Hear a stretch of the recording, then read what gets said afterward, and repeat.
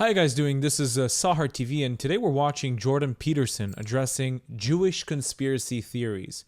You know, all the theories you hear about Jews trying to dominate the world, control the world, that's what he's addressing. Let's take a look. Okay, all right, what the hell? Address the Jewish question. That's a hell of a thing to ask. So that's Jack Lintern, you know? I mean, really, that's a hell of a thing to ask. But I will say something about it, you know, and I've thought about this a lot. So there is evidence that Ashkenazi Jews, so those are Jews of European heritage, have IQs that are about 15 points higher than the population average. So that's a lot, 15 points. It's about the average difference between the typical high school student and the typical state college student. It's a lot. And one of the things that means is, so imagine there's two distributions and that they overlap, and that the Jewish one is the mean is 115, so the whole distribution is shifted to the right. What that means is that if you go up into the higher IQ strata, 130, 145, way the hell up there, that Jewish people are overwhelmingly overrepresented at the high end of the IQ distribution. Now, the price they pay for that is some increased propensity for neurological diseases that seems to be associated in some sense with that heightened IQ. Now, you know, the science on this isn't settled, but it's reasonably solid, you know, given the standards of such things. Okay, so Jews are going to be overrepresented at the high end of cognitively complex disciplines. So then I would say, and that's the case, like they're way overrepresented among like outstanding scientists and among Nobel Prize winners and so forth. And so, you know, people look and they think, well, why are there a disproportionate number of Jewish people in positions of authority? And they say, well, it must be a conspiracy. You know, it must be systemic in some sense. It's like, no, it can be simply accounted for by that relatively large IQ differential. Now, the next criticism would be, well, don't the Jews tend to lean left? Well, first you might say, well, you know, given what happened in Nazi Germany, to the degree that that was right wing, as we discussed earlier, that's the nationalism and ethnocentrism, it's hardly surprising that they might, you know, in this historical period of time, tend to move towards the left.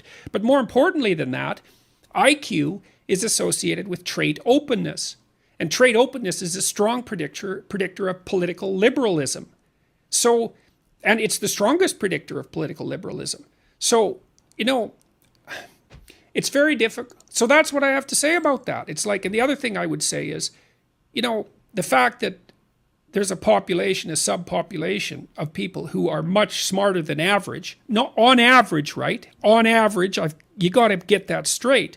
On average is actually of great benefit to the rest of us, because what do you want? Fewer geniuses? Fewer people with IQs of 145 or 160? That's, and you know, and it's no conspiracy that puts people who are smarter higher up in competence hierarchies, because IQ is the best predictor of movement up in a complex competence hierarchy. So there, I've addressed the Jewish question. It's like it's a confusion between ethnicity and IQ as far as I'm concerned. So I'll probably get like painted 6 different shades of black for that answer, but it's I've thought about it a long time. It's the best that I can manage. The reason why there's a lot of Jews in positions of power, other than having heightened IQ, is to persevere. Jews needed to persevere. They needed to survive. If we're talking about why did the Jews deal with interests in Europe, that's because Christians were not allowed to deal with usury. So a lot of Jews were pulled into that trade, despite the fact that not a lot of them wanted to do that. Kings forced them to do it. Leaders forced them to do it.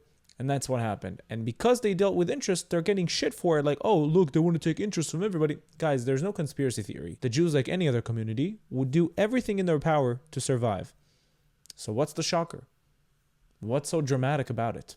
Same applies to Hollywood. You're asking how come Jews are dominating Hollywood? Well, that's because Jews were not allowed to participate in the East, in the Eastern media. So what did they do? They went to the West and formed Hollywood. 4 Jews formed Hollywood. Because the same Jews that were not allowed to participate in media in the East moved to the West, Jews hired other Jews. That's why there's a lot of overrepresentation of Jewish people in Hollywood. It doesn't mean that we have a conspiracy theory to control the world. When you make these claims, you completely ignore the poor Jews, the Jews that have nothing on their Shabbat table, and you're only choosing to focus on the Jews that actually succeeded. How come nobody questions the fact that Muslims are trying to dominate the world with their wealth?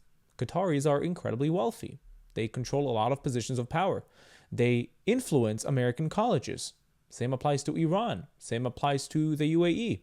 A lot of rich people from different religions have a lot of power, yet nobody questions the fact they want to dominate the world like the Jews, 0.2% of the population.